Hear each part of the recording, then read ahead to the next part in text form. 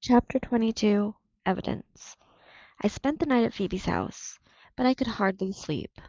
Phoebe kept saying, "Hear that noise?" and she would jump up to peer out the window in case it was a lunatic returning for the rest of us. Once she saw Mrs. Cadaver in her garden with a flashlight. I must have fallen asleep after that, because I awoke to the sound of Phoebe crying in her sleep. When I awoke her, she denied it. I was not crying, I most certainly was not. In the morning, Phoebe refused to get up. Her father rushed into the room with two ties slung around his neck and his shoes in his hand. "Phoebe, you're late."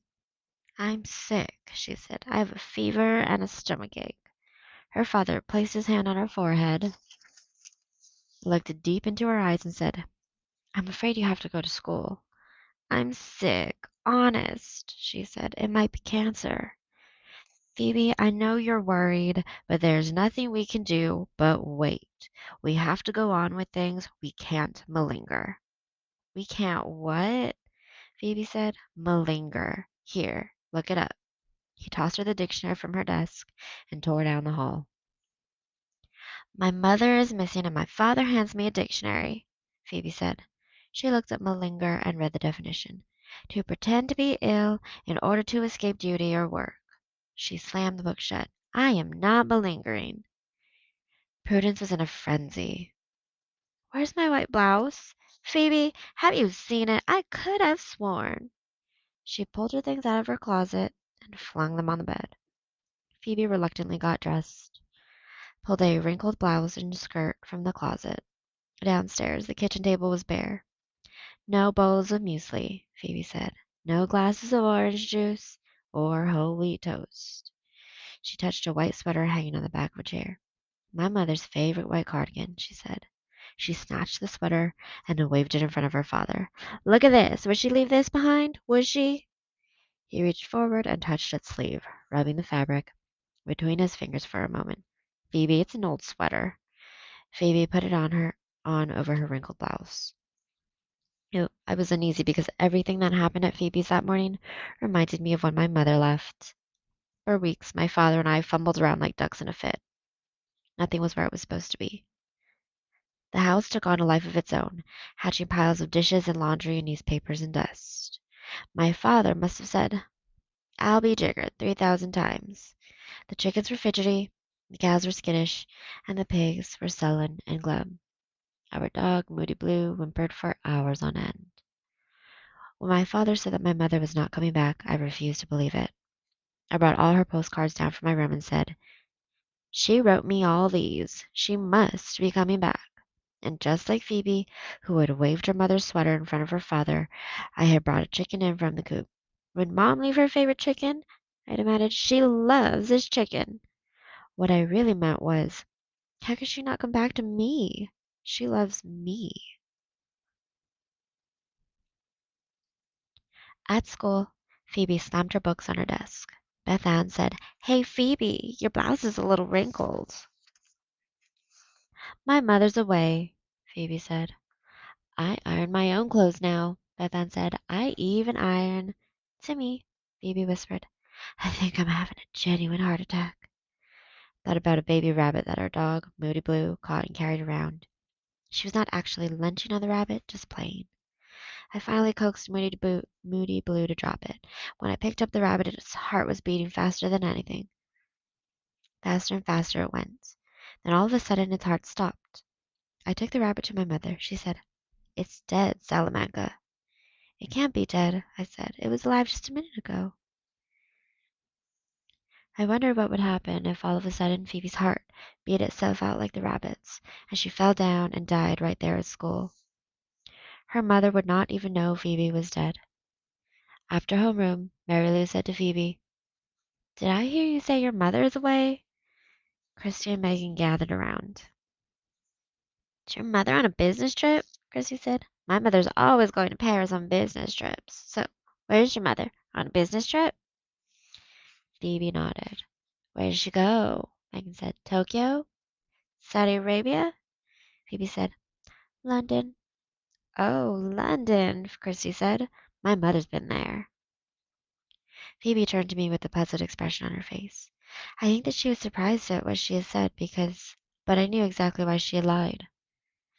It was easier said. It was easier sometimes. I had done this myself when people asked about my mother.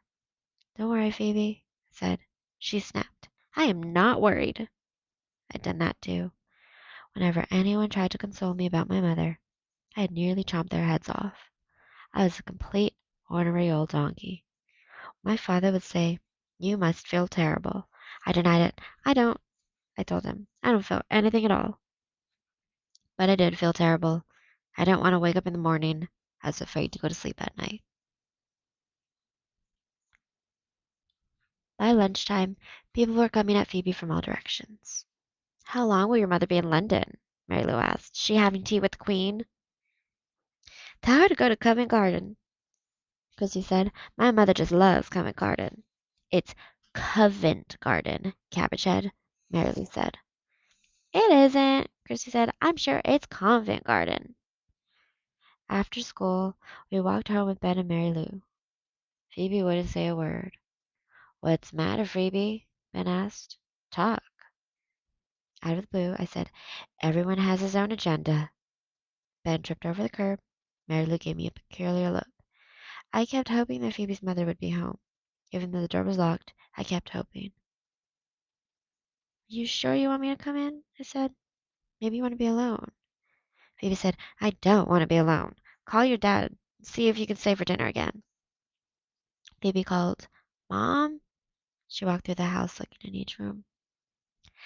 That's it, Phoebe said. I'm going to search for clues, for evidence that the lunatic has been here and dragged my mother off. I wanted to tell her that she was just fishing in the air, that probably her mother had not been kidnapped. But I knew that Phoebe didn't want to hear it. When my mother did not return, I imagined all sorts of things. Maybe she had cancer and didn't want to tell us, was hiding in Idaho. Maybe she got knocked on the head and had amnesia and was wandering around Lewiston, not knowing who she really was, or thinking she was someone else. My father said, she does not have cancer, Sal. She does not have amnesia. Those are fishes in the air. But I didn't believe him. Maybe he was trying to protect her. Or me. Phoebe prowled through the house, examining the walls and carpet, searching for bloodstains. She found several suspicious spots and unidentifiable hair strands. Phoebe marked the spots with pieces of adhesive tape, collected the hairs in an envelope. Prudence was in a lather when she came home. I made it, she said. I made it. She was jumping all about. I made cheerleading. When Phoebe reminded her that their mother had been kidnapped, Prudence said, Oh, Phoebe, Mom wasn't kidnapped. She stopped jumping, looked around the kitchen. So, what are we supposed to have for dinner? Phoebe rummaged around in the cupboards. Prudence opened the freezer compartment and said, Look at this. For a terrible moment, I thought she had found some chopped up body parts in there. Maybe, just maybe, Phoebe was right. Maybe a lunatic had done away with her mother. I couldn't look. I could hear Prudence moving things in the freezer. At least she wasn't screaming. There were no body parts in the freezer. Instead, stacked neatly were plastic containers, each with a note attached.